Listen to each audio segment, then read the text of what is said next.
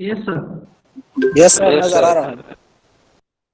अच्छा, देखिए अब आप जो है अपने फोकस को बिल्कुल जो है सही करें, ताकि और अटेंशन दोनों, ताकि क्योंकि ये बिल्कुल बेसिक्स हैं। अब आहिस्ता आहिस्ता जो है हम इसको कॉम्प्लिकेट करते चले जाएंगे, तो और स्टार्ट हम यहाँ से लेंगे। तो इसलिए आपको ये जो बेसिक कॉन्सेप्ट है मॉडल रिप्रेजेंटेशन का, कि हमारा एक्चुअल मॉडल क्या होगा, और इसी मॉडल को हम इसी तरह जो है आगे लेके जाएंगे और इसको कॉम्प्लिकेट करते जाएंगे। मीन इसको more, you will make it more sophisticated and complicated by adding more variables. ठीक है, जिस तरह आपको नजर आ रहा है कि this is a linear regression with one variable, and we already discussed that variable which was size of the house in last lecture। ठीक है, लास्ट लेक्चर में हमने बताया था कि हमारे पास एक वेरिएबल है या एक एट्रीब्यूट है या एक प्रॉपर्टी है, ठीक है, जिसकी बुनियाद पे हम क्या कर रहे हैं, we are going to predict the price of the house. ठीक है, तो बिल्कुल उसी तरह हम अब अपने मॉडल को रिप्रेजेंट करने जा रहे हैं कि हमारा मॉडल क्या होगा। ठीक है, हमारे मॉडल के बेसिक कंस्टिट्यूएंट्स क्या है, ठीक है, और ये किस तरह price of the house predict करता है, और ये जो उनके पास ऑलरेडी डेटा, लेबल डेटा है, वो किस तरह हम इस मॉडल को फीड करते हैं, यानी किस तरह हम अपने मॉडल वॉइस नहीं आ रही। आवाज नहीं आ रही? आ रही है सर। आ रही है सर। आ रही है सर। ठीक है, ठीक है, तो इसलिए this is more important lecture, most important lecture. ठीक है, so this is very important that you must understand this from the scratch। ठीक है, और आपको जो भी कोई क्वेश्चन हो, अगर कोई कंफ्यूजन हो, तो प्लीज आप इसी अभी डिस्कस करें, इसको आगे ना लेके जाए या आगे लेक्चर तक आप वेट ना करें, बल्कि इसको आप डिस्कस करें। सही है, 420 बताया था या 415 बताया था आपने? 415 बताया था ना यानी? सर 15 बताया था सर। अच्छा, बच्चों इसके बाद अब मैं एक्सेप्ट नहीं करूँगा, ताकि फिर नेक्स्ट टाइम जो ये वक्त पे आएगा। Model representation is the last one have to accept.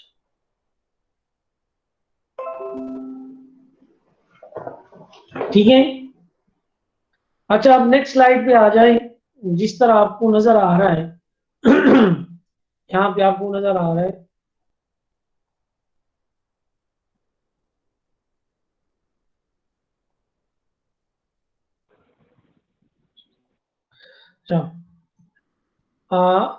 यहाँ पे आपको प्लॉट नजर आ रहा है, जहाँ पे इसकी एक्स एक्सिस पे आपके पास साइज ऑफ द हाउस है, और उसके वाई एक्सिस पे प्राइसेस हैं इन डॉलर्स, इन $1000। और ये जो यहाँ पे आपके पास क्रॉस नजर आ रहा है, ये सैम्पलिंग या अकरेंस है, इसको आप अकरेंस भी कहते हैं। Usually this term use in statistic. ठीक है, कि अकरेंस, तो ये डिफरेंट अकरेंस है या डिफरेंट सैंपल या डिफरेंट एग्जांपल्स है हमारे पास। ठीक है, अब देखिए हमने ऑलरेडी आपको बताया था कि this is a regression problem, लेकिन अगेन यहाँ पे दोबारा इट इज बीइंग। सर आपकी आवाज नहीं आ रही। आप सबको आवाज नहीं आ रही है? कुछ को आ रही है? सर आवाज आ रही है, उसके हैंड्स फ्री में मसला होगा।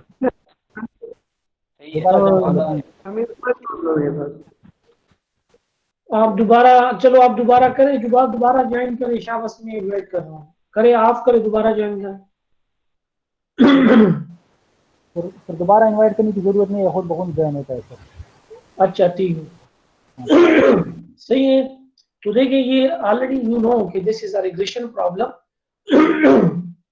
ये रिग्रेशन प्रॉब्लम है, और supervise, you already know about supervise learning, कि वो हमें क्या given the right answer for each example. मैंने आपको बताया था बताया था कि उसमें डिस्क्रीट क्लासेस होते हैं. You can say this is a mango और दिस इज बनाना, अगर हम फ्रूट का एग्जांपल ले लें. और अगर आप ब्रेस्ट ट्यूमर का, ब्रेस्ट कैंसर का या ब्रेन ट्यूमर का एग्जांपल ले लें, तो हमने कहा था कि it can be a benign tumour या it can be a malignant tumour. ठीक है, तो कोई कंटिन्यूअस नहीं है, एक क्लास है आपके पास. और रिग्रेशन प्रॉब्लम में हमेशा आपके पास क्या होता है, प्रिडिक्ट रियल वैल्यू आउटपुट. आपके पास एक कंटिन्यूअस वैल्यू आती है. It can B 100,000 US dollar, it can be 20, 200, it can be 150, it can be 110, it can be 210. ठीक है, तो इस तरह आ सकता है, तो इसलिए हम इसको रिग्रेशन प्रॉब्लम कहते हैं. ठीक है, रिग्रेशन हम अपने प्रॉब्लम को फॉर्मुलेट करेंगे रिग्रेशन पे. ठीक है, और फिर आहिस्ता आहिस्ता हम इसको क्लासिफिकेशन की तरफ लेके जाएंगे. तो इसलिए रिग्रेशन जो है, this is the basic concept. ठीक है, और इस मॉडल में हमारे पास क्या क्या कंस्टिट्यूएंट मॉड्यूल हैं, तो सब आपने तवज्जो के साथ समझना है और आपने कंसेप्चुअली इसको अंडरस्टैंड करना है. मैथमेटिकली, कंसेप्चुअली आपने सारी चीज़ों को जो है सही तरीके से अंडरस्टैंड करना है.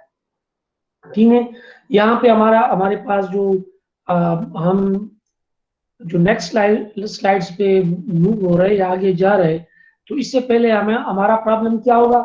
हमारा प्रॉब्लम नहीं है कि हम एक ऐसा लाइन ड्रा करें इस अक्रेंस में से गुजरती हुए कि वो हमारे लिए सही प्रोडक्शन का है. ठीक है, और ये लाइन जो है, ये line accurate, as much as accurate होना चाहिए. तो how will we draw this line, or how can we fit this line upon this data examples or occurrence. ठीक है, तो ये हम नेक्स्ट स्लाइड पे आहिस्ता आहिस्ता जो है आप ये प्रॉब्लम आहिस्ता आहिस्ता क्लियर होगा चला जाएगा. ठीक है, अब देखिए यहाँ पे before going to model representation or to detail of the linear regression, हम हमारी कुछ उसूल, हमें कुछ प्रिंसिपल्स है, हमारी कुछ नोटेशंस होंगे, सिंबल्स होंगे. ठीक है, हम एक लैंग्वेज डिफाइन करते हैं या कुछ नोटेशन डिफाइन करते हैं कि फ्यूचर में मैं उस नोटेशन को लिखूं या उसका नाम लूं, तो आपको पता चले कि मैं बताए मेरा मतलब क्या है, कि मैं क्या कहना चाह रहा हूँ. याद हो खाना को पर टाइम आने रह जाएगा ना, हमारा मूड डिस्टर्ब होगा. ठीक है, तो देखिए यहाँ पे देखिए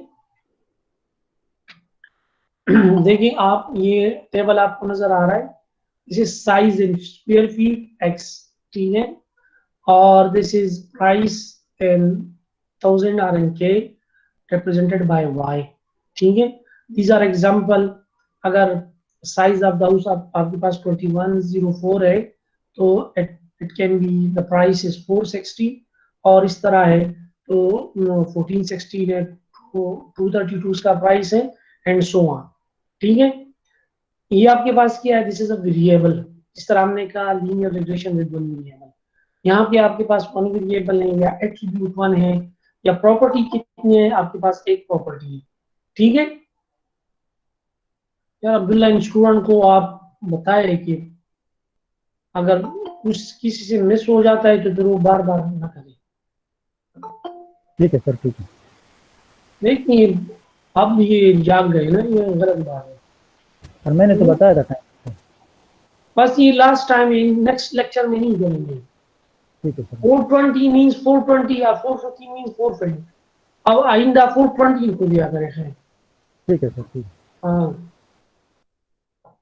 ठीक है, तो these are the attributes, or you can say this is a variable and this is the prediction. You are going to present the prediction by y and variable by x. ठीक है, तो यहाँ पे देखिए नंबर ऑफ ट्रेनिंग एग्जांपल, यानी ये जो आपके पास है, ये these are training example.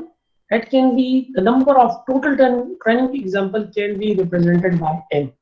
ठीक है, m represent number of training example. It can be any 1 2 3 up to m. M can take any. अगर आपके पास 100 एग्जांपल है तो means it will be equal to 100. अगर आपके पास 1000 है तो it will be equal to 1000 and so on. ठीक है ना.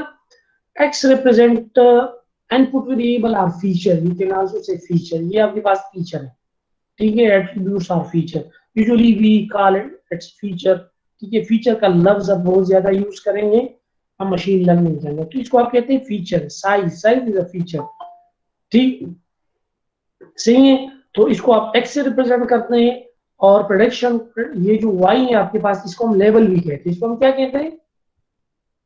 सुपरवाइज लर्निंग में इसको हम लेवल कहते हैं। यहाँ पे आपके पास जो है टारगेट वेरिएबल या टारगेट वैल्यू आप कहते हैं। लेकिन ट्रेनिंग, ये these are the training example, जिस पे आप मशीन को ट्रेन कर रहे हैं, तो इसलिए इसका प्राइस ऑलरेडी आपके पास अवेलेबल है, तो इसको आप रिप्रेजेंट करते हैं वाई से, ठीक है, समझ आ रही है।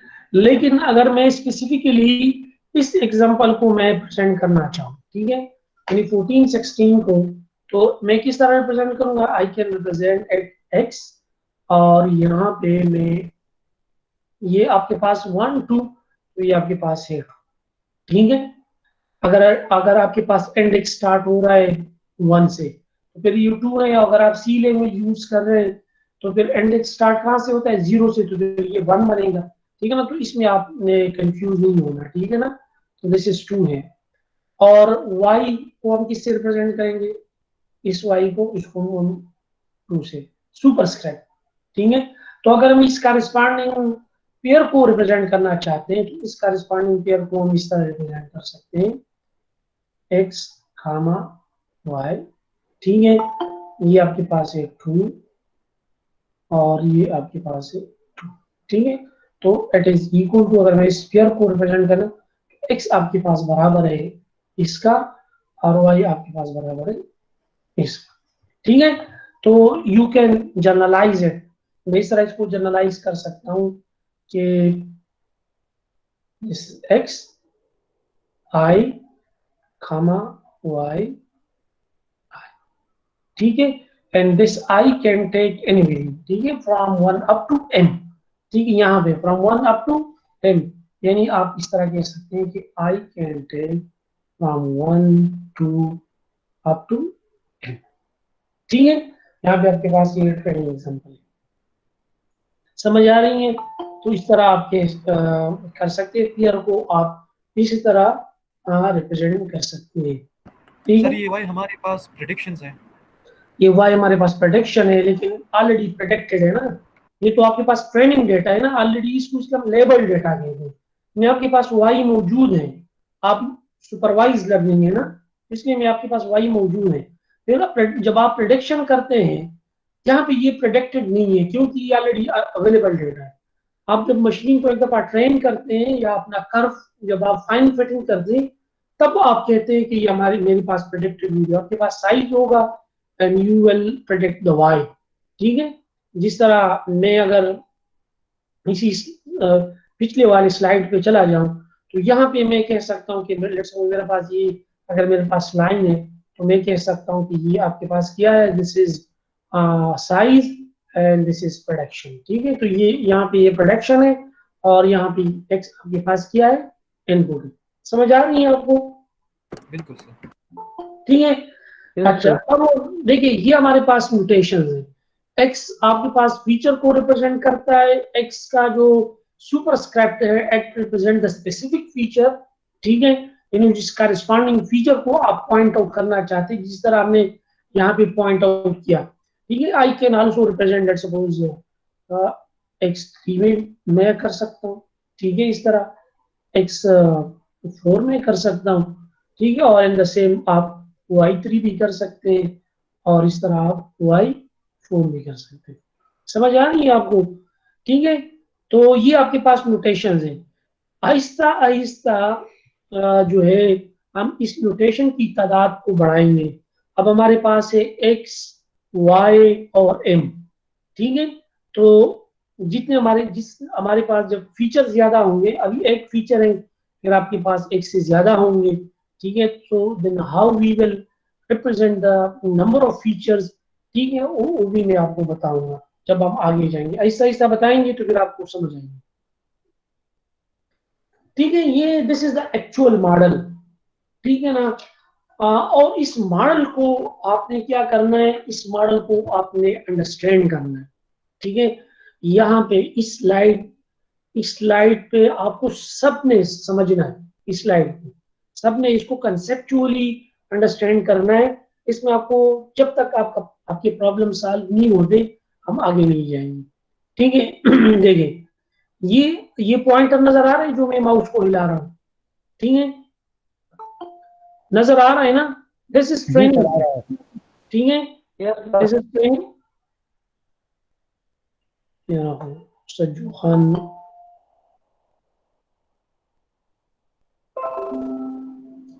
अच्छा दिस इज ट्रेनिंग सेट।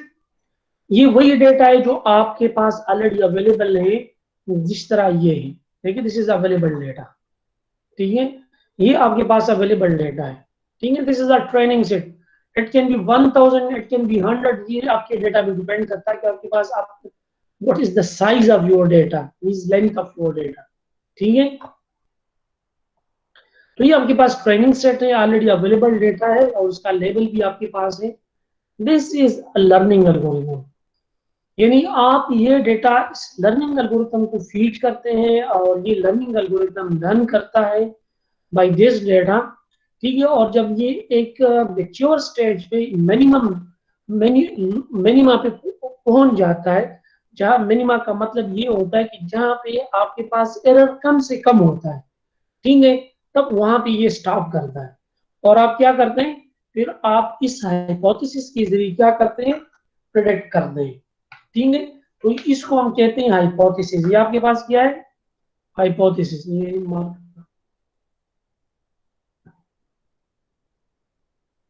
ठीक है। तो दिस इज हाइपोथेसिस, देखिए ये आपका क्या है, दिस इज हाइपोथेसिस।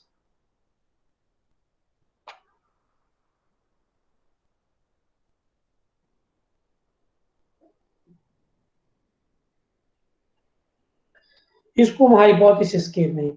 और ये हाइपोथेसिस क्या करता है, ये हाइपोथेसिस जो है इट मैप्स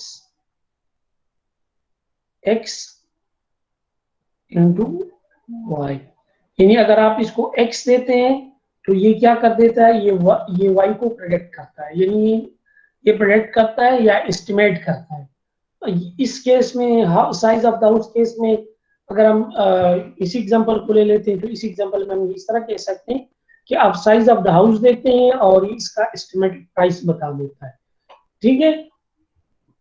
अब हमारे पास the question can be ask from your side कि सर ट्रेनिंग डेटा तो हमने ऑलरेडी देखा पिछले स्लाइड में, अब learning algorithm, what is the learning algorithm, how does it look like, ठीक है। और हाइपोथेसिस को हम किस तरह लेंगे, व्हाट इज हाइपोथेसिस, हाइपोथेसिस को हम किस तरह लेते हैं, ठीक है। तो हाइपोथेसिस अगर आपको याद है तो पहले लेक्चर में मैंने आपको एग्जांपल दिया था लाइन का, कि what is line equation. Line equation हमने बिल्कुल इस तरह लिखा था mx प्लस सी, ठीक है। ये आपके पास स्लोप है और दिस इज अ कांस्टेंट और ये x है और ये y है, ठीक है। तो हमने क्या करना है, y को हमने प्रेडिक्ट करना है और x को हमने एज अ इनपुट देना है। बिल्कुल इस तरह हम इसको यहाँ भी इस तरह लिखते हैं, h of theta x equal to theta 1 x0 plus theta 1 x1, ठीक है। ये मैं आपको अगर इसी शेप में लिखूं, ठीक है, थोड़ा सा आपको आपके अंडरस्टैंडिंग के लिए अगर इस हाइपोथेसिस को मैं इस तरह लिखूं तो ये इस तरह, this is equal to y, देखिए ये आपके पास y, ठीक है, और ये आपके पास q1 है, ठीक है, और ये आपके पास x है, और ये sorry this is q0 not q1, ठीक है, ये आपके पास c है, ठीक है। और x0 हमेशा आपके पास 1 के बराबर होगा, किसके बराबर होगा, 1 के, इसको इंटरसेप्ट कहते हैं या बाइस टर्म कहते हैं, ठीक है। This is the bias term which will always be equal to 1, ठीक है, और ये आपके पास ये कांस्टेंट है, ठीक है। अच्छा इसको हम इस तरह कहते हैं कि hypothesis parameterized by theta given x, यानी ये हाइपोथेसिस प्रेडिक्ट करता है y को गिवन x, आप x देते हैं और ये थीटा जो है this is a parameter weights, these are the weights, ठीक है। आपके पास ये वेट्स जितनी करेक्ट होंगे, इसकी वैल्यू जितनी आपके पास प्रिसाइज होगी, उतनी आपके पास आपकी जो है जो कर्व फिटिंग है, जो कर्व है वो आपको प्रिसाइज वैल्यू या एक्यूरेट वैल्यू प्रेडिक्ट करेगी, ठीक है। Now the question arise how to compute this theta 0 and theta 1। तो ये थीटा 0, ये हमारे पास जो ये एल्गोरिथम है, ये algorithm it will compute theta 0 and theta 1, ठीक है। ये हमारे पास ये कंप्यूट करेगा, समझ आ रही है। और ये जितने हमारे पास एक्यूरेट होंगे, तो बिल्कुल इसी तरह हमारे पास ये जो हमारे पास अगर हमारे पास डिफरेंट एग्जांपल है, ठीक है, एग्जांपल को ग्रीन से,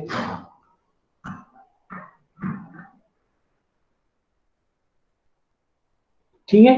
तो ये जितने एक्यूरेट होंगे उतनी हमारे पास जो हमारे प्रेडिक्शन लाइन है या जो कर्व फिटिंग है, ये the accuracy, you can say the accuracy of this line depend is theta 0 and theta 1, ठीक है। और ये किस तरह डिपेंड करता है, ठीक है, आगे स्लाइड्स में आ रहा है कि how much these two theta or the weight of the theta is important to draw this line, ठीक है, this prediction line जो आपके लिए प्रेडिक्शन करता है। समझ आई आपको? अच्छा, अगर इस स्लाइड में आपको कोई भी क्वेश्चन है तो प्लीज आप मुझसे करें कि फिर हम आगे चले जाएं कास्ट फंक्शन की। सर ये लर्निंग एल्गोरिथम हम खुद बना लेते हैं या ऑलरेडी मौजूद है? ये लर्निंग एल्गोरिथम तो जाहिर बात है ऑलरेडी मौजूद है, ठीक है। और जब आप एक्सपर्ट हो जाते हैं तो फिर आप उस लर्निंग एल्गोरिथम में आप चेंजेस कर सकते हैं, बहुत सारे लोकेशन पे आप इसको चेंज मॉडिफाई कर सकते हैं, and you can come with a new algorithm, novel algorithm if you have expertise, ठीक है। लेकिन जाहिर बात है एक्सपर्टी के लिए you must have very strong background in statistics and linear algebra, और यूजुअली आपको मतलब इसकी जरूरत नहीं पड़ेगी कि you just come with a completely new structure, ठीक है। एल्गोरिथम का तो अपना एक स्ट्रक्चर होता है ना, with a completely new algorithm usually you can modify, you have a lot of space, ठीक है, बहुत ज्यादा स्पेस है आपके पास कि आप एग्जिस्टिंग एल्गोरिथम पे जो है उसको मॉडिफाई करें अपने प्रॉब्लम के लिए। आप पैरामीटर चेंज कर सकते हैं, आप लर्निंग रेट चेंज कर सकते हैं, आपका जो एक्टिवेशन फंक्शन होता है वो चेंज कर सकते हैं, और बहुत सारी चीजें हैं, मैं आपको बताऊंगा वक्त के साथ साथ आप ये सारी चीजें सीख लेंगे, ठीक है। तो अवेलेबल भी बहुत ज्यादा है, लेकिन हमारा काम जी स्क्रीन शो नहीं हो रहा। शो है ऑलरेडी शो है, दोबारा ज्वाइन कर लो काइंडली। ठीक है, स्क्रीन तो सब शो हो रहा है। अच्छा, और अगर सर वो उस सर ये दो क्वेश्चन दोबारा समझाए। पर क्वेश्चन ये है कि जी सर अगर हमने एक डेटा सेट को मतलब बनाना है, ट्रेन करना है ना, मतलब एल्गोरिथम को, तो हमने यही फ्लो चार्ट फॉलो करना है फिर सर? देखिए, मे भी अगर आप कोई और, अगर ये सब्जेक्ट आपको कोई और पढ़ा रहा हो या कोई और बुक शायद आप इसको फॉलो कर रहे हो, तो मे भी उसके अंडरस्टैंडिंग का तरीका जो है वो डिफरेंट होगा, मे भी आपको डिफरेंट तरीके से आपको पढ़ा है। लेकिन यहाँ पे इस जो मैं आपको पढ़ा रहा हूँ या जो एनजी का जो स्टाइल है, मैं तो आपको वो स्टाइल पढ़ा रहा हूँ। उस स्टाइल में हमारे पास मॉडल रिप्रेजेंटेशन नहीं है कि हमारे पास ट्रेनिंग सेट होगा, लर्निंग एल्गोरिथम होगा जो लर्न करता है, वेट्स को लर्न करता है। ये हाउ डज इट लर्न, ठीक है, ये this is a question which will be solve in the coming slides, ठीक है। और हमारा बेसिक काम यही है, लर्निंग एल्गोरिथम, ठीक है, हमारा काम लर्निंग एल्गोरिथम को समझना है। ट्रेनिंग सेट, जाहिर ही बात है, training set is a part of learning algorithm, क्योंकि लर्निंग एल्गोरिथम के लिए जो डेटा सेट जो है वो बहुत ज्यादा इंपॉर्टेंट है। और ये साथ आपका जो ये हाइपोथेसिस है, इस हाइपोथेसिस को हम एक्टिवेशन फंक्शन भी कहते हैं, ठीक है। तो this activation function is also part of learning algorithm, ठीक है। तो इसलिए ये तीनों चीजें जो हैं, these are the basic constituents of, you can say, the module of the machine learning for any machine learning approach, ठीक है। बाकी आप इंशाल्लाह आहिस्ता आहिस्ता इतने समझदार हो जाएंगे कि you can put any kind of learning algorithm, any kind of data set, and any kind of hypothesis. You are a lot of available activation function. Deep learning में रेलू है, सॉफ्ट एक्स हैं, और भी बहुत सारे हैं। ठीक है, ये आहिस्ता आहिस्ता वक्त के साथ साथ आप समझ जाएंगे, लेकिन फिलहाल आप इस मॉडल को समझें। ठीक है, मॉडल को अगर आप समझ चुके हैं तो हाइपोथेसिस को आप समझें। हाइपोथेसिस मैंने यहाँ पे, चूंकि ये लीनियर हाइपोथेसिस है, this is a very simple like a line equation. ठीक है, ये इससे ज्यादा कॉम्प्लेक्स भी हो सकता है, नंबर ऑफ वेरिएबल्स ज्यादा हो सकते हैं। There is only one variable. ठीक है, it can be 2, it can be 3, this equation can be a polynomial equation. ठीक है, it can be like parabola, hyperbola. ठीक है, इक्वेशन जिस तरह मैंने आपको पहले बताया था कि अगर आपके पास यहाँ पे सपोज मैं लाइन बना देता हूँ या अगले स्लाइड में आपको यहाँ पे, अगर आपके पास ये, तो जिस तरह मैंने आपको कहा इस टाइप का डेटा है ना, simple data, so it is very simple. ठीक है, लेकिन अगर आपके पास इस तरह का डेटा है कि कुछ जो है लेबल्स आपके पास इसी तरह है और कुछ इसी तरह है,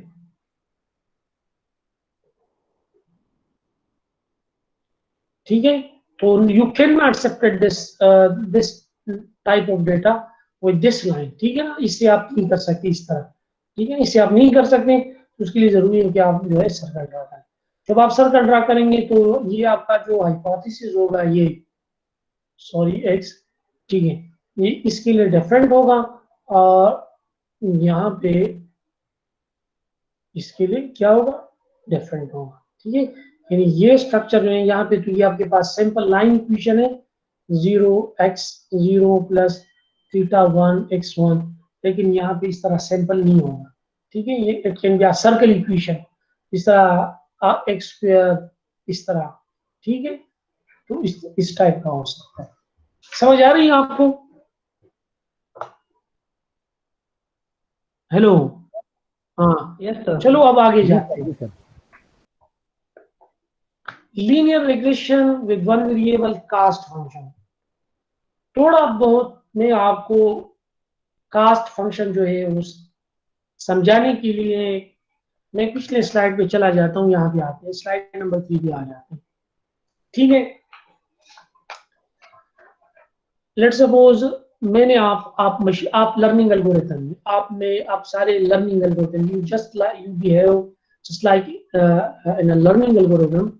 ठीक है, मैंने आपको ट्रेन किया कि आपके पास ये साइज है और ये आपके पास इसके टारगेट वैल्यू है। ठीक है, फिर मैंने आपसे थोड़ी देर बाद आपसे क्वेश्चन किया। ठीक है, मैंने आपको बताया कि ये आपके पास एक्स है। ठीक है, तो उसकी प्रोडक्शन करी या एस्टिमेटेड प्राइस बताए, तो आपने मुझे बताया लेट सपोज वाई।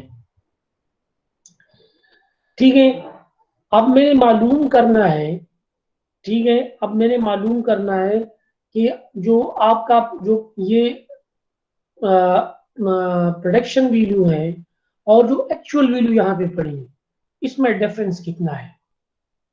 समझ आ रही है?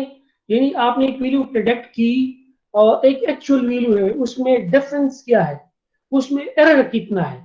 ठीक है, उस एरर को कैलकुलेट करने के लिए हम क्या यूज करते हैं, हम कास्ट फंक्शन यूज करते हैं। कास्ट फंक्शन कास्ट को कैलकुलेट करता है, उस चेंज को, उस एरर को कैलकुलेट करता है। ठीक है, और जब आप इस एरर को कैलकुलेट करते हैं तो आपको पता चलता है कि मैं एक्चुअल पोजीशन से कितने डिस्टेंस पे हूँ। तो आहिस्ता आहिस्ता आपने क्या करना है, आपने इस डिस्टेंस को एक्चुअल पोजीशन से आपने रिड्यूस करना है। ठीक है, समझ आ रही? ये हमारा कास्ट फंक्शन के बिहाइंड हमारा ऑब्जेक्टिव भी होगा कि हम एक्चुअल वैल्यू के दरमियान और प्रेडिक्टेड वैल्यू के दरमियान एरर को कैलकुलेट करें। ठीक है, और इस बेस पे हम फिर मशीन को ट्रेन भी करते हैं। किस तरह ट्रेन करते हैं, पहले हम कास्ट फंक्शन को समझ लेते हैं। ठीक है, तो यही एक कास्ट फंक्शन। कास्ट फंक्शन उसका दूसरा नाम है एरर कैलकुलेशन। ठीक है, कि एरर क्या है या एक्चुअल पोजीशन से आप कितने डिस्टेंस में हैं। देखिए इस स्लाइड पे आ जाए, ये आपके पास है वही साइज, ठीक है, और दिस इज द प्राइसेस, ये आपके पास हाइपोथेसिस है और ये पैरामीटर्स है, ठीक है, ये आपको नजर आ रहे हैं पैरामीटर्स, ठीक है। How to choose theta, this is our problem, ये हमारा प्रॉब्लम है कि हम थीटा को किस तरह चूज करें, ठीक है। ये बहुत ज्यादा इंपॉर्टेंट है इसका, अगर इसकी चूज करने में हम गलती करें तो हम जब इस हाइपोथेसिस के जरिए जब हम प्रेडिक्शन करेंगे तो उस प्रेडिक्शन में बहुत ज्यादा गलती होगी, ठीक है। तो हमारा ऑब्जेक्टिव क्या है, और objective is to choose proper और suitable value for this theta, ठीक है। हाउ टू चूज दिस, ठीक है। इससे पहले कि हाउ टू चूज दिस मैं आपको इसका इंपॉर्टेंस बता रहा हूँ, इसका कितना इंपॉर्टेंस है, ठीक है। देखिए अगले स्लाइड्स से मैं आपको इसका जो इंपॉर्टेंस है वो वाज़ेह करने की कोशिश करता हूँ, सही है। देखिए लेट सपोज आपके पास ये वीडियो है, अच्छा पहले तो आपको ये समझाओ कि ये ग्राफ क्या है। आप ये समझें कि ये आपके पास इनपुट वैल्यू है 0 1 2 3 और ये इनके आउटपुट वैल्यू है 0 1 2 3, यानी अगर 0 इनपुट है तो इसका आउटपुट आपके पास क्या होना चाहिए 0, अगर 1 इनपुट है तो इसका आउटपुट आपके पास क्या होना चाहिए 1, अगर 2 इनपुट है तो इसका आउटपुट आपके पास क्या होना चाहिए 2, और इस तरह 3। यानी मैं अगर आपको ये कहूँ, अगर ये लाइन मेरे पास बिल्कुल इस तरह स्ट्रेट लाइन हो, बिल्कुल इस तरह नहीं,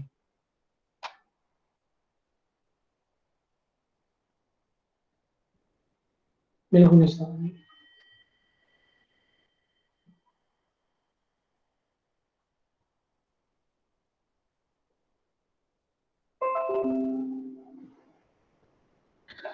मेरे पास जो लाइन है वो बिल्कुल इस तरह होना चाहिए, बिल्कुल स्ट्रेट, बिल्कुल यहाँ से डायगनल, स्ट्रेट डायगनल होना चाहिए, ठीक है। तब अगर मेरे पास इनपुट 1 है तो उसका आउटपुट 1 आएगा, ठीक है। तो इस स्लाइड का मकसद ये है कि आपको इस थीटा की वैल्यू के इंपॉर्टेंस का पता चले कि इसकी एक्यूरेसी या इसकी जो the right value of this theta जो है कितना रोल जो है प्ले करता है इस लाइन के ड्रा करने में। थोड़ा मैं आपको ये बताता हूँ, लेट सपोज आपके पास थीटा की वैल्यू जो है आपके पास 0 है, थीटा 0 की वैल्यू आपके पास है 1.5 और थीटा 1 की वैल्यू आपके पास 0, ठीक है। तो ये आपके पास लेट सपोज फार्मूला है, पहले वैल्यू की आप पहले 0 की, ठीक है।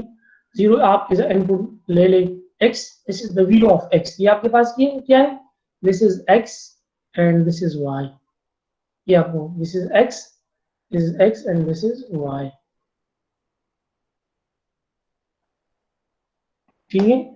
थीटा 0 आपके पास है, एक्चुअली मैंने आपको बताया था कि this is theta 0 x0 plus theta 1 x1, ठीक है। चूंकि सिंगल वेरिएबल है तो फॉर सिंपलिसिटी के लिए हम इस तरह लिख सकते हैं, क्योंकि x0 will be always equal to 1, ठीक है, और एक ही वेरिएबल है तो इसको हमने यहाँ पे सब्सक्रिप्ट हटा दिया है, ठीक है। तो थीटा 0 आपके पास क्या है 1.5, थीटा 1 क्या है प्लस 0 मल्टीप्लाइड बाई 0, तो आउटपुट आपके पास क्या आएगा 1.5, यानी हाँ 1.5। तो अच्छा मैं थोड़ा सा इसको हटा देता हूँ, इस लाइन को मैं हटा देता हूँ,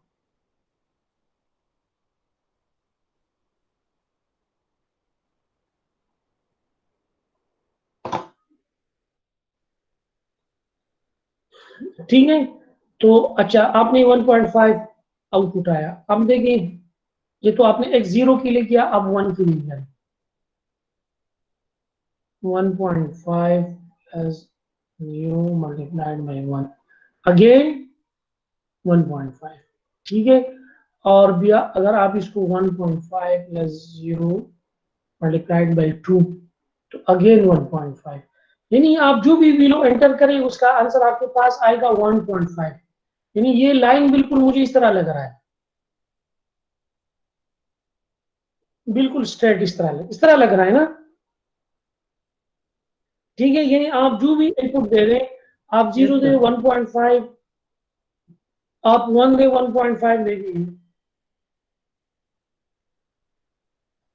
यानी अगर आप 0 दें तो ये आपके पास 1.5, अगर आप 1 दे तो भी आपके पास 1.5, आप 2 दे 3 दे, ठीक है।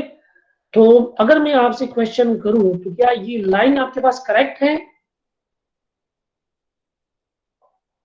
मैं आपसे क्वेश्चन कर रहा हूँ, ये लाइन करेक्ट है? नहीं है। नो सर, गलत है ना। और ये क्यों गलत है? क्योंकि मैंने आपको कहा था कि this theta are playing very important role and this prediction, ठीक है। अगर आपके पास थीटा की वैल्यू ये है तो इट मीन आपके पास लाइन ये है, ठीक है। आप इस तरफ आ जाते हैं, ठीक है, इस तरफ आ जाते हैं, इसको हम रेड से कर देते हैं। देखिए यहाँ पे आ जाए, आप वैल्यू पे पुट करें, थीटा इज 0 प्लस 0 के लिए स्टार्ट करें, थीटा इज 0 और थीटा 1 इज 0.5 मल्टीप्लाइड बाई 0, तो आपके पास आंसर क्या आएगा? 0। अच्छा, 0 प्लस 0.5 मल्टीप्लाइड बाई 1, 2.5 आंसर आएगा, इस तरह आएगा ना। 0 प्लस 0.5 मल्टीप्लाइड बाई 2, तो क्या आंसर आएगा? 1 आएगा। और इस तरह 0 प्लस 0.5 मल्टीप्लाइड बाई 3, तो क्या आंसर आएगा? 1.5। 1.5। अच्छा, तो अब देखिए यहाँ पे लाइन का क्या मतलब है? यहाँ पे लाइन आपके पास इस तरह है, 0 के लिए तो 0 से ही आ रहा है, लेकिन ये बिल्कुल इस तरह लाइन है,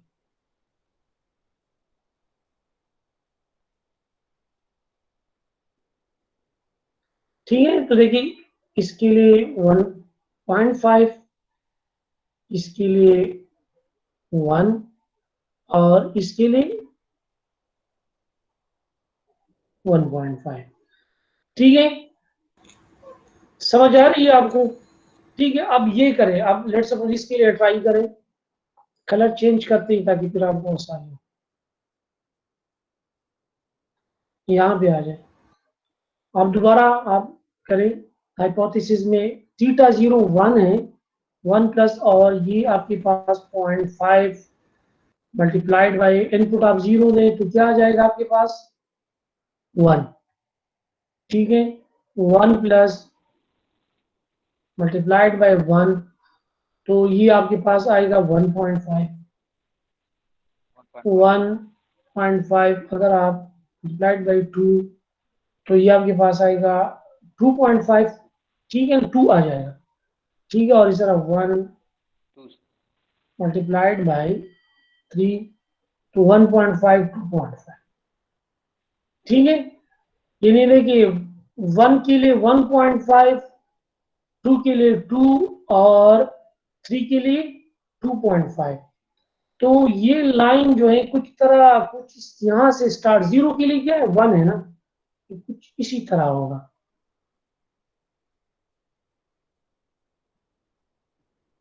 ठीक है। 0 के लिए 1 है और 1 के लिए तो इस तरह 1 के लिए तो 1.5 है, ठीक है। और 2 के लिए 2 है और 3 के लिए 2.5, सही है। अब देखिए अगर मैं जिस तरह मैंने आपको पहले कहा था कि अगर मैं यहाँ पे आ जाए, ठीक है, यहाँ अगर मैं इसको बिल्कुल स्ट्रेटली ड्रा करता हूँ, अगर मैं यहाँ पे थीटा 0 को 0 लेता हूँ और थीटा 1 को मैं 1 लेता हूँ, ठीक है। इसको मैं थोड़ा कलर चेंज कर देता हूँ ताकि फिर आपको समझ आ जाए। यहाँ में देखिए इक्वेशन में आप पुट करें, ये 0 है प्लस और ये 1 है, 0 तो 0 आएगा,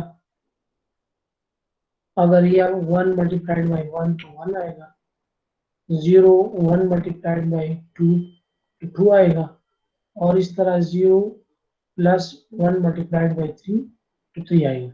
तो ये आपके पास जो थीटा वैल्यू है, this is the most accurate, ठीक है। और कुछ ये आप भी कह सकते कुछ एक्यूरेट है और कुछ ये, ठीक है, दोनों को अपने अपने है, ठीक है। तो ये आपसे ज्यादा एक्यूरेट है, ये ज्यादा एक्यूरेट है ना, थीटा 0 के लिए अगर आप 0 ले और थीटा 1 के लिए अगर आप 1 ले, ठीक है। तो अब आपको अंदाजा हो गया कि what is the role of the theta in the hypothesis, ठीक है। तो हाइपोथेसिस का रोल क्या है इसमें, समझ गए आप इससे? जी, आपसे क्वेश्चन कर रहा हूं ना, आपको अभी पता चला कि थीटा का क्या रोल है हाइपोथेसिस के अंदर? Yes sir, yes sir. समझ गए ना, इस स्लाइड को समझ गए? जी सर। Yes sir. यस। अच्छा, चलो अब अगले स्लाइड में चलते हैं। देखिए यही क्वेश्चन है, ये मैं आपको बता रहा हूं कि देखिए आइडिया क्या है, ये आपके पास, ये आपके पास these are the occurrence, these are the training examples, ठीक है। तो आप मशीन को ट्रेन करना चाहते हैं या अपने मॉडल को ट्रेन करना चाहते हैं, ठीक है, to get the right value, to get the right estimation, ठीक है। तो ये है आइडिया क्या है, choose theta 0 theta 1 so that hypothesis is close to I, यानी the prediction of the hypothesis, तो आपका जो हाइपोथेसिस जब वो प्रेडिक्शन करें is close to I for ordinary example XY, ठीक है। तो ये आपको बता रहे हैं कि ये आपको इस तरह चूज करना चाहिए, जब आप हाइपोथेसिस में किसी भी वैल्यू के लिए प्रेडिक्ट करें तो उसकी वैल्यू जो है टारगेट वैल्यू एक्चुअल वैल्यू की बहुत क्लोज होनी चाहिए या बहुत करीब होनी चाहिए, या वही वैल्यू होनी चाहिए या बिल्कुल करीब होनी चाहिए। तो ये जाहिर ही बात है, बिल्कुल एक्चुअल वैल्यू तो बहुत कम चांस टाइम्स आता है, बहुत कम मौके पे आ जाता है, लेकिन you must try to keep it more close to the actual meaning, ठीक है। समझ आ रही है? तो हमें क्या करना है, हमें ये लाइन जो है, ये हमें पता चला कि दिस लाइन के ड्रा करने में थीटा 0 और थीटा 1 का इसी टाइम पे जो हमारे पास होने दिया हमने, ये बहुत, इसका रोल बहुत ज्यादा है, ठीक है। तो ये किस तरह करना है, ये जिस तरह मैंने आपको बताया कि हमने एरर को कैलकुलेट करना है, ये आप दिस इज थीटा एक्स, ठीक है। दिस इज द हाइपोथेसिस, ये आपके पास क्या है, हाइपोथेसिस या एस्टिमेटेड प्राइस बताएगा, ठीक है। ये आपके प्रोडक्शन है, ठीक है, दिस इज प्रोडक्शन, और माइनस एक्चुअल वैल्यू, ये आपके पास क्या है, minus actual value, and this way, इसको हम कहते हैं, ये क्या कैलकुलेट करता है, मुझे ये बताइए शाबाश।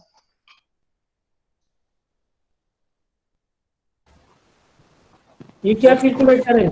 हाँ, सर ये एरर कैलकुलेट करने का सर कॉस्ट फंक्शन है और एरर को कैलकुलेट करता है, एक्चुअल वैल्यू और प्रेडिक्टेड वैल्यू के दरमियान जो फर्क है। it calculate the distance between the actual value and the predicted value.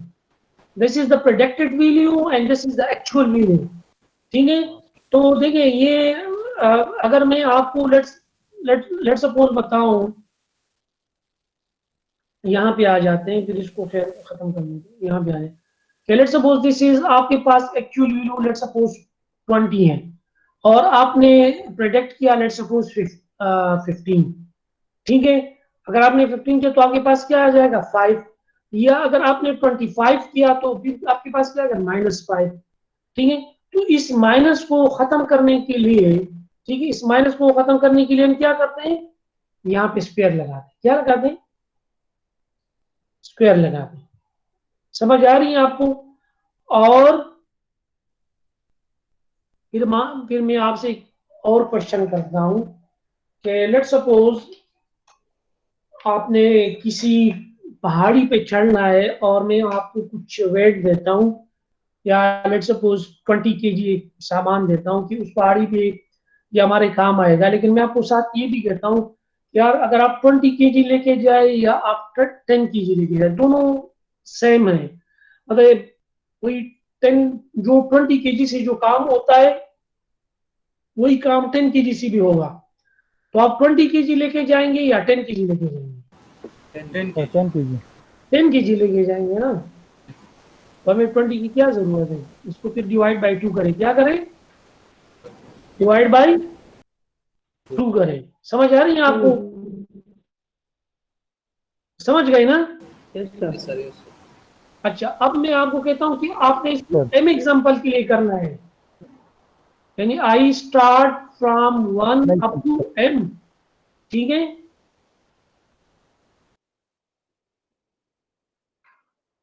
आपने m एग्जांपल के लिए ये एरर कैलकुलेट करना है और फिर उसको समेशन करना है। तो फिर आपने किस में डिवाइड करना है?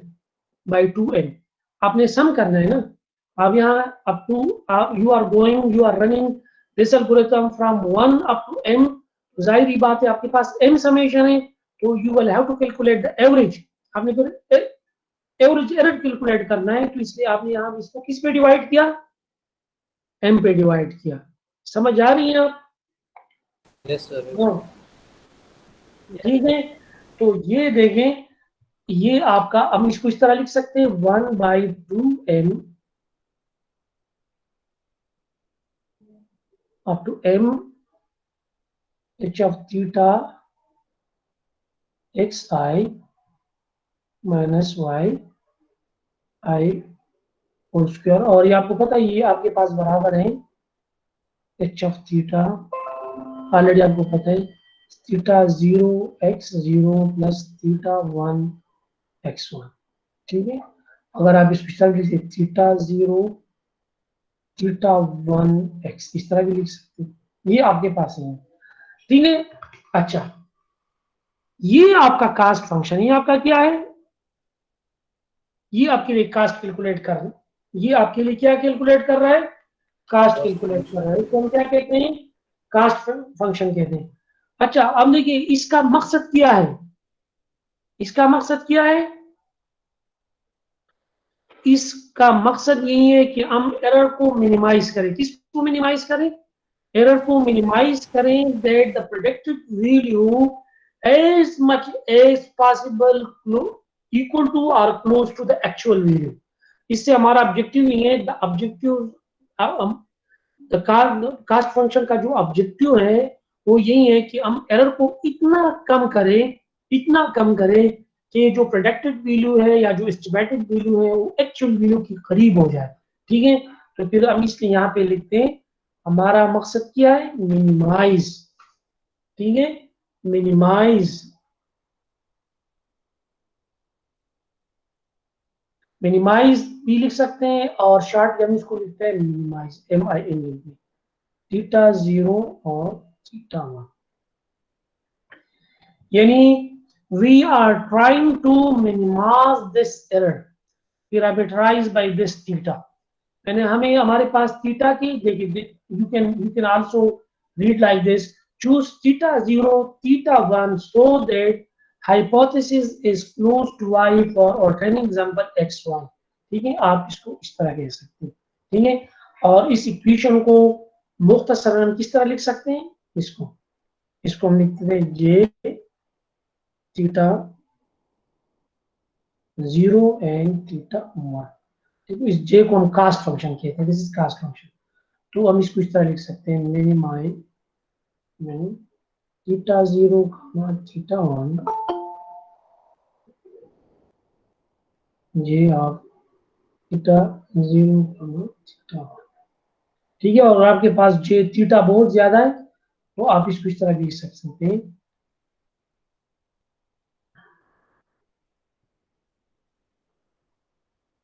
आप इसको इस तरह लिख सकते हैं मिनिमाइजेशन थीटा या थीटा, इसको इस तरह लिख सकते हैं।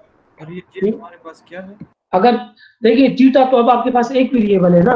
अगर आपके पास ज्यादा वेरिएबल है, theta 1 theta 2 theta 3 up to theta n, ठीक है, तो फिर आप तो इस तरह यहाँ इसके अंदर इस तरह नहीं लिख सकते ना, फिर मतलब कि अच्छा नहीं लगेगा। ठीक है, तो मैथमेटिक्स में तो आपके पास बहुत सारे ऑप्शन होते हैं, you can make it more simple. अब ये theta represent theta 0 theta 1 up to theta n। ठीक है, आपने ये हटा दिए ना, सब्सक्रिप्ट हटा दिया।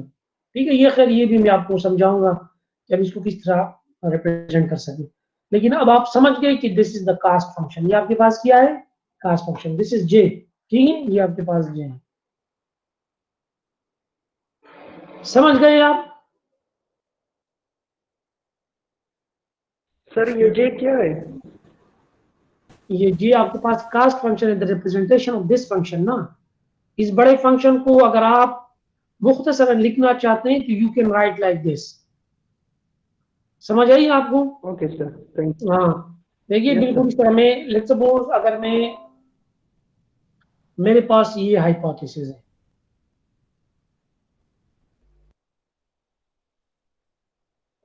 ठीक है, और कोई मुझे कहे ये आपका हाइपोथेसिस है, ठीक है, और कोई मुझे ये भी कि आपका कास्ट फंक्शन ये है, ठीक है, मुझे इतना लिखे जी ऑफ थीटा, ठीक है, तो मुझे समझ आएगा कि मेरा कास्ट फंक्शन, इसको मैं किस तरह इलाबोरेट करूंगा, मैं इसको इस तरह इलाबोरेट करूंगा, 1/2m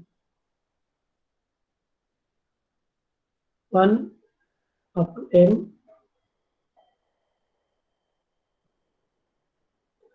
I minus y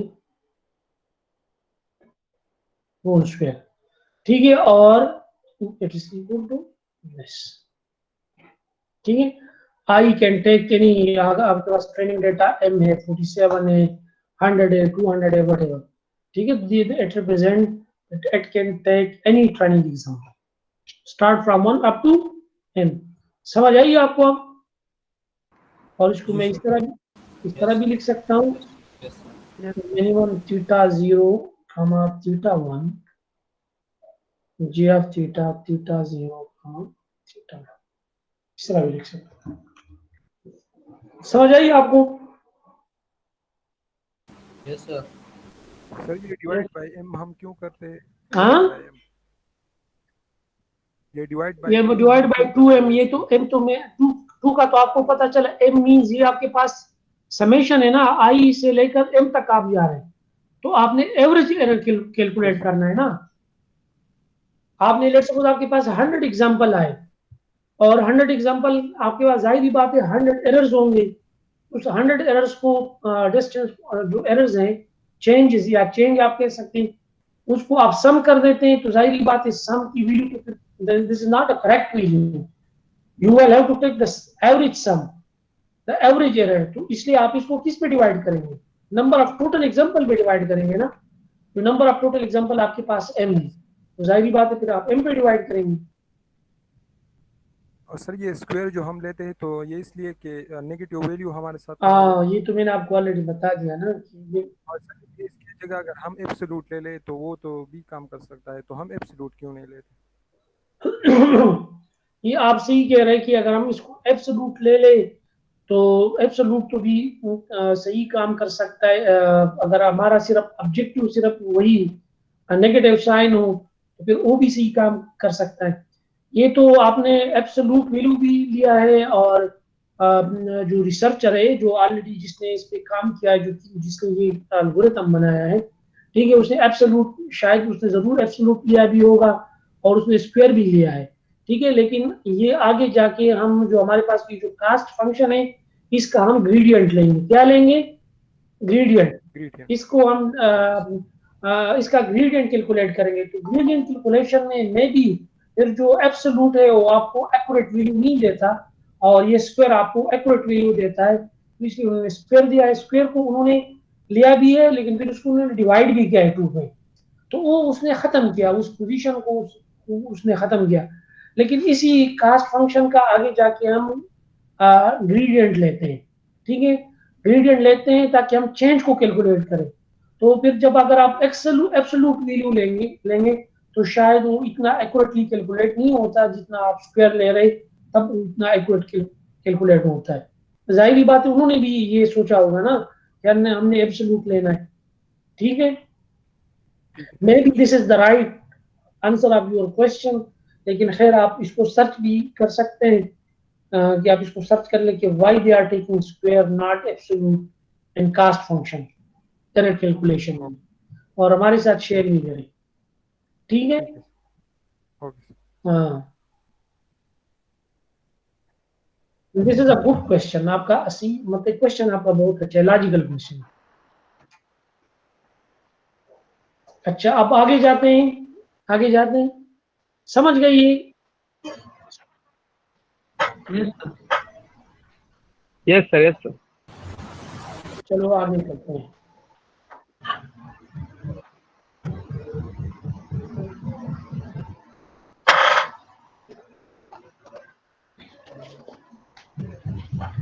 अच्छा, अब क्या करते हैं, अब हम क्या करते हैं कि कास्ट फंक्शन को we want to understand the cast function with more depth. इसमें हम और ज्यादा बसीरत लेना चाहते हैं। इंट्यूशन मीन्स कि आप इसमें और ज्यादा बसीरत लेना चाहते हैं। लगाव नहीं।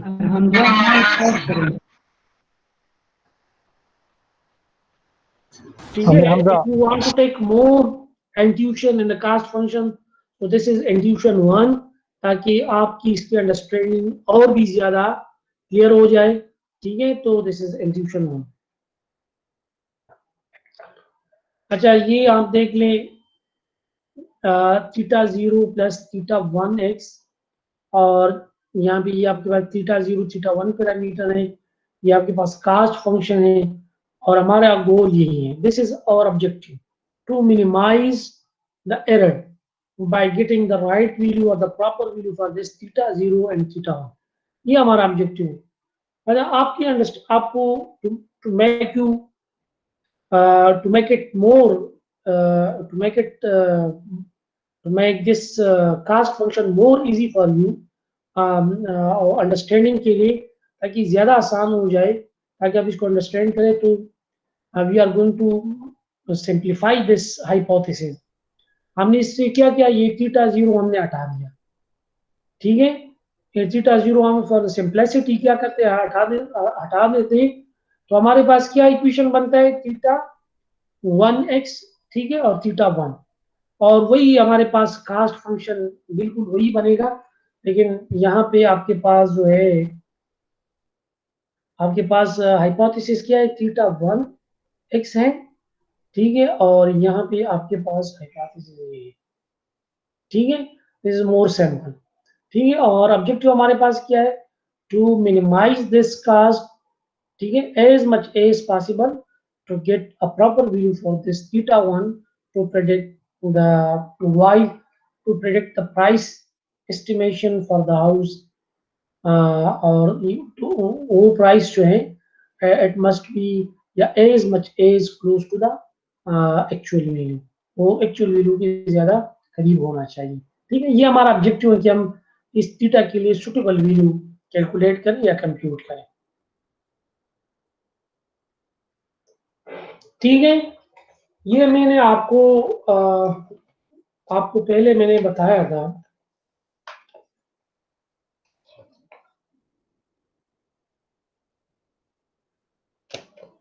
ठीक है, मैं पहले भी आपको बता चुका हूं कि हमारे पास एक्यूरेट लाइन नहीं है, बिल्कुल स्ट्रेट लाइन। ठीक है, यानी अगर this is input data and this is output data, अगर हम 0x1 देते हैं तो उसका आउटपुट 1 होना चाहिए, अगर हम 2 देते हैं तो उसका आउटपुट 2 होना चाहिए, इस तरह अगर हम 3 देते हैं तो उसका आउटपुट क्या होना चाहिए, 3 होना चाहिए। ठीक है, और ये आपके पास कास्ट है। ठीक है, अब हम क्या करते हैं, we are trying different type of value for this theta, और हम देखते हैं कि यहाँ पे कास्ट में क्या डिफरेंस आ जाता है, यहाँ पे क्या क्या चेंजेस आ जाते हैं। तो उन चेंजेस को यहाँ पे हम क्या करते हैं, प्लॉट करते हैं। ठीक है, लेट सपोज मैं यहाँ पे थीटा के लिए, अगर आपके पास 1 है, if the theta is equal to 1, तो आपके पास लाइन ये है। ठीक है, तो थीटा ये आपके पास ये है, ये इन्होंने ऑलरेडी कैलकुलेट किया हुआ है। ठीक है, हम थीटा की वैल्यू को चेंज करते हैं। ठीक है, डिफरेंट वैल्यू होने से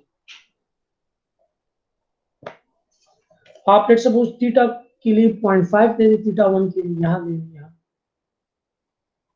लेट सपोज थीटा के लिए हम ये वैल्यू देते हैं, तो कास्ट क्या आता है, कास्ट का इक्वेशन तो आपको ऑलरेडी आ गई। पहले मैं आपको यहाँ पे लिख देता हूँ।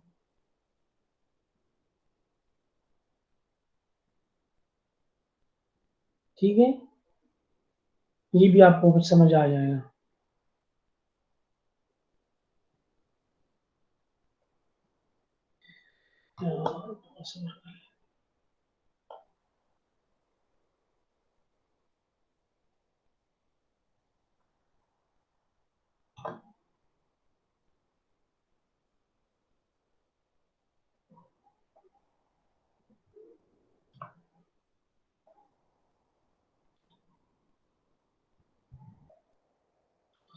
अच्छा देखिए, कास्ट इक्वेशन को लिख लेते ताकि one, this is cost function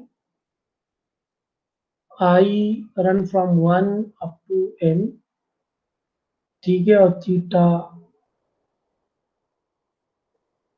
I minus five whole square, ठीक है। नंबर ऑफ m आपके पास क्या है, नंबर ऑफ m 0 1 2 3 4, m आपके पास है m इक्वल टू 4, ठीक है, 4 है ना, m आपके पास क्या है 4।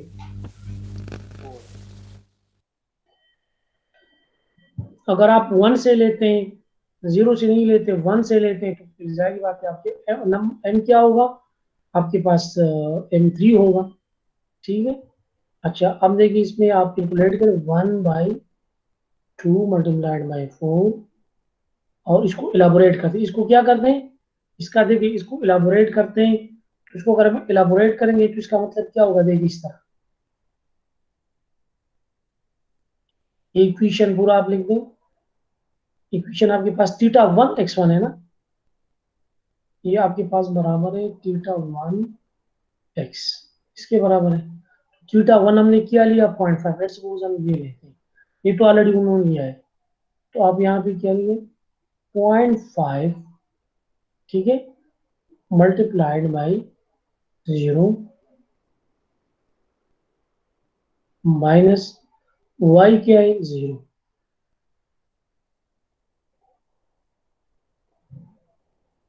प्लस दूसरी की जरूरत नहीं है 0.5 मल्टीप्लाइड बाई 1 माइनस 1, और होल स्क्वायर है ना, whole square plus 0.5 multiplied by 2 minus actual y I, तो आपके पास है 2 whole square plus 0.5 multiplied by 3 minus 3, sorry minus 3, इसको माइनस 3 है,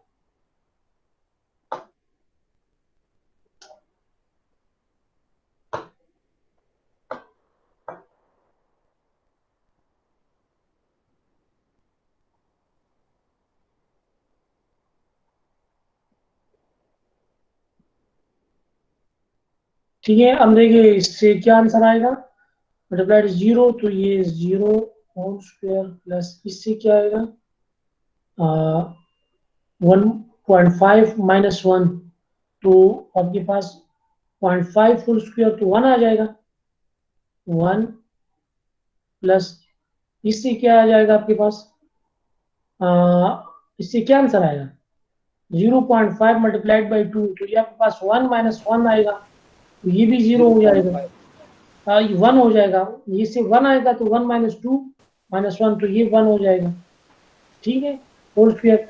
और ये आपके पास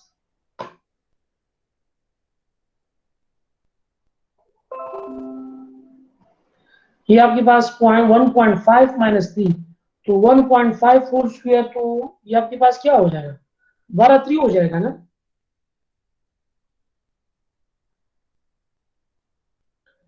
तो देखिए इससे आपके पास क्या आएगा 1 प्लस 1, ठीक है, 2 प्लस 3 क्या हो जाएगा 2 प्लस 3 आप 5 हो जाएगा। अच्छा तो ये आपके पास आया 5, तो मैं इसको इस तरह यहाँ पे लिख देता हूँ 1/2 मल्टीप्लाइड बाई 4, और ये आपके पास आएगा 5, तो ये क्या हुआ 5/8। अगर आप इसको 3 लेते हैं ना 3, तो ये फिर आपके पास 6 आएगा, अगर या आप नंबर ऑफ ये नंबर ऑफ एग्जाम्पल आप 3 लेंगे तो आपके पास फिर 6 आएगा। अच्छा अब आप डिवाइड 5 को 8 पे डिवाइड करें तो क्या क्या आंसर आता है, हाँ अच्छा 0.6 आता है, तो देखिए कास्ट आपके पास बिल्कुल यहाँ इसके करीब आएगा, यहाँ पे ठीक है, कास्ट 0.5 के लिए कास्ट कहाँ पे आएगा, यहाँ पे। अब देखिए कास्ट यहाँ पे आएगा। अब कास्ट आपके पास आहिस्ता आहिस्ता इंक्रीज होता है। अगर आप इससे जितना यहाँ इस तरह डिवाइड होते जाएंगे तो ये कास्ट बिल्कुल इस तरह आएगा। देखिए 1 पे आपके पास बिल्कुल एक्चुअल आ रहा है ना। अब अगर इस 1 से आप इस तरफ जाते हैं, इस तरफ आते हैं या इस तरफ आते हैं, तो ये कास्ट आपके पास इस तरह क्या हो जाएगा, इंक्रीज हो जाएगा। अगर फिर आप इस लाइन को इस तरह मिलाए, ठीक है, तो सबसे मिनिमम पोजीशन देखिए, ये अगर आपके पास इस तरह एक स्लोप है या एक बाउल शेप है, तो बाउल शेप में सबसे मिनिमम पोजीशन कहाँ पे है, ये, ठीक है, ये में मिनिमम पोजीशन है। देखिए अगर आप इस मिनिमम पोजीशन से इस तरफ जाते हैं तब आपके पास एरर इंक्रीज होता है, और अगर आप इस मिनिमम पोजीशन से इस तरफ जाते हैं तब आपके पास एरर इंक्रीज होगा। अब चूंकि हमारे पास टाइम कम है, ठीक है, वरना में इसमें आप 0.5 डाले, 0 डाले, -0.5 डाले, 1.5 डाले, 2 डाले, बिल्कुल ये और फिर आप इसको फिर आप प्लाट करें इस तरह, अगर इसको प्लाट करें और इसको ड्रा करें, इस लाइन को कंबाइन करें, तो ये बिल्कुल इस तरह बाउल शेप आपके पास नजर आएगा। ठीक है, तो कास्ट फंक्शन हमारे पास क्या करता है, हम जो यहाँ पे इस तरह लिखते हैं, हम जो यहाँ पे इस तरह लिखते हैं कि minimize theta J of theta. ठीक है, तो इसका मतलब ये होता है कि हम इस थीटा के लिए इस तरह की वैल्यू हम सेलेक्ट करें कि ये कास्ट फंक्शन जो है, ये कास्ट ये मिनिमम से मिनिमम हो जाए, यानी इसकी वैल्यू आपके पास क्या हो जाए, कम से कम हो जाए। और इस 1 पे थीटा 1 पे आपके पास कास्ट क्या बनता है, 0 बनता है। यानी आप यू कैन से कि अगर थीटा की वैल्यू हम 1 लेते हैं तो इसके हमारे पास कास्ट क्या आएगा, 0 आएगा। अगर आप 1 से हट जाते हैं, इस तरफ आते हैं, तो कास्ट ऐसा इस तरह इंक्रीज होगा। अगर आप 1 से आगे की तरफ जाते हैं तो ऐसा ऐसा कास्ट इंक्रीज होगा। तो हमारे पास हमारा ऑब्जेक्टिव क्या है, हमारा ऑब्जेक्टिव यही है कि हम थीटा के लिए इस तरह की वैल्यू सेलेक्ट करें जिस पे हमारे पास कास्ट फंक्शन कम से कम आ जाए।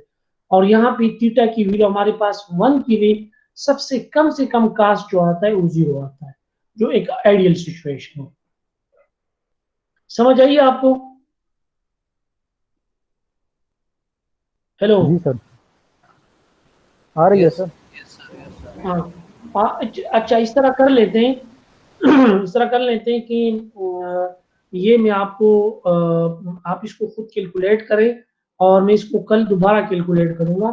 आप इसी फार्मूला को इलाबोरेट करें, ये जो फार्मूला है इसको इलाबोरेट करें। मैं आपको यहाँ पे इसको इलाबोरेट कर देता हूँ, अगर कोई खाली स्लाइड आता है। यहाँ पे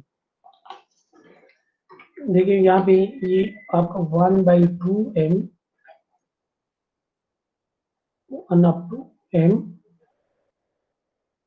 theta x I minus y I whole square. Let's suppose m is equal to 3, ठीक है ना, m is equal to 3। देखिए अब इसको 1/2m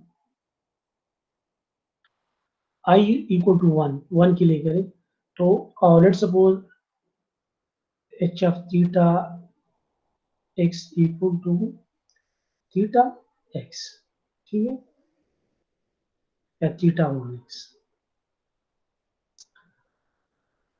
तो बिल्कुल ये आपके पास देखिए थीटा 1 x1 माइनस y1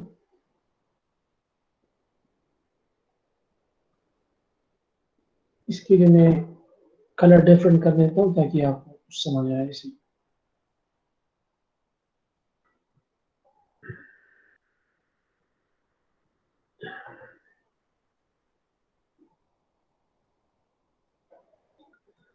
ठीक है, प्लस और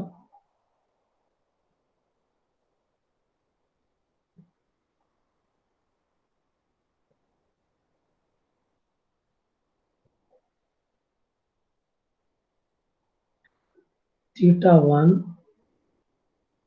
ये आपके पास हो गया 2, ठीक है, minus y 2 plus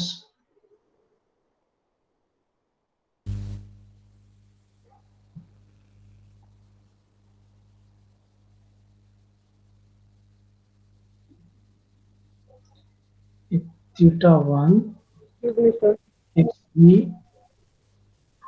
minus y3। ठीक है, अब देखिए ये इस फार्मूले के इस फार्मूले को मैंने इलाबोरेट किया मैंने इलाबोरेट किया तो मेरे पास ये बन गया। अब देखिए वही मैं ड्रा कर देता हूँ यहाँ पे वही लाइन, दिस इज 1 2 3 1 2 3, ये 1 के लिए 1 है, 2 के लिए 3। अब देखिए आप वैल्यू डालें, let's suppose theta 1 equal to 0.5 और 1 एनी वैल्यू, कोई भी वैल्यू आप इसको दे सकते हैं। तो 1/2 मल्टीप्लाइड बाई 3। ठीक है, अब आप देखिए इसकी वैल्यू डालें, क्या है आपके पास, लेट्स सपोज 0.5 मल्टीप्लाइड बाई 1, ये होल स्क्वायर भी है, सॉरी ये होल स्क्वायर भी है, तो आपके पास 1 होल स्क्वायर इस तरह 0.5 मल्टीप्लाइड बाई, फिर x के लिए क्या वैल्यू 2 ले लें, 2 माइनस y आपके पास क्या है, y भी 2 है ना, एक्चुअल आउटपुट भी आपके पास 2 है, दिस इज एक्चुअल आउटपुट, ये 2 आपके पास एक्चुअल आउटपुट को रिप्रेजेंट कर रहा है, whole square plus 0.5 multiplied by 3 minus actual output इसका क्या है 3, ये आपके पास प्रेडिक्टेड है और ये एक्चुअल है, this is predicted, this is actual, this is predicted, this is actual. तो आपने एरर मालूम करना है, और ये एग्जांपल को हमने इसलिए सिंप्लीफाई किया हुआ है ताकि आपको अंडरस्टैंड करें, आप इसको समझें, प्रॉब्लम इतना सिंपल नहीं होता। तो देखिए आप मल्टीप्लाइड बाई 6 और इस सब को आप सम करें, ठीक है, तो इससे जो भी वैल्यू आपके पास आ जाएगी आप इसको 6 पे डिवाइड करें तो वही आपके पास कास्ट होगा, वो आपके पास क्या होगा, कास्ट होगा। ठीक है, तो यहाँ पे आप देखिए जब हमने 1 दिया तो हमारे पास सबसे मिनिमम कास्ट आया 0, आप 1 दे दें तो आपके पास कास्ट क्या आ जाएगा, 0 आ जाएगा।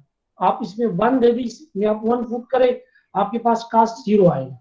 ठीक है, अगर आप 0.5 पुट करें तो कास्ट आहिस्ता आहिस्ता इंक्रीज होगा, इस तरह 0 के लिए और भी इंक्रीज हो जाएगा, 1 के लिए और भी माइनस 0.5 के लिए, अगर आप इस तरफ आएंगे तब ये कास्ट आहिस्ता आहिस्ता इंक्रीज होगा, क्योंकि ये कास्ट को रिप्रेजेंट कर रहे हैं ना, ये लाइन जो है कास्ट इंक्रीज को रिप्रेजेंट करता है। ठीक है, तो जब आप इस सब को लाइन को उसको मिलाएंगे तो आपके पास बिल्कुल इस तरह का बाउल शेप आएगा, तो इसलिए हम इसको कहते हैं मिनिमा, मिनिमाइजेशन। ठीक है, ये मिनिमा इसी वजह से कहते हैं, to take a value for x in such a way that for which you get the minimum cost। बिल्कुल, तो मिनिमम कास्ट हमारे पास क्या है, 1 पे 0 है और बाकी के लिए आहिस्ता आहिस्ता इंक्रीज हो रहा है। समझ आ रही है? आप इन स्लाइड को खैर एक दफा घर में भी करें, ठीक है, और कल में इंशाल्लाह दोबारा आपको ये दोबारा दोहराऊंगा, कोई मसला नहीं। अगर आप समझ गए होंगे तो फिर कोई मसला नहीं है। कास्ट इंटीजर 1 को, कास्ट फंक्शन इंटीजर 1 को अगर आप समझ गए, आप खुद देखिए कोशिश करें, हमारे पास टाइम कम है, आप क्वेश्चन मैंने आपको ऑलरेडी इलाबोरेट किया, आप इसमें डिफरेंट वैल्यू डालें और वही जो प्लॉट है यहाँ पे लेफ्ट साइड में, ये इसमें आप इसको प्लॉट करते जाए, यहाँ पे आप वैल्यू कैलकुलेट करते जाएं और यहाँ पे आप जितना कास्ट आता है उसको इस तरह यहाँ प्लॉट करते जाए और फिर सबको मिलाएं, तो बिल्कुल इस तरह का शेप नजर आएगा। ठीक है, और कल आप अपना जो एक्सपीरियंस है मेरे साथ शेयर करें। ठीक है, आज के लिए इतना काफी है, मैं उसको ऑफ कर देता हूँ रिकॉर्डिंग को, ताकि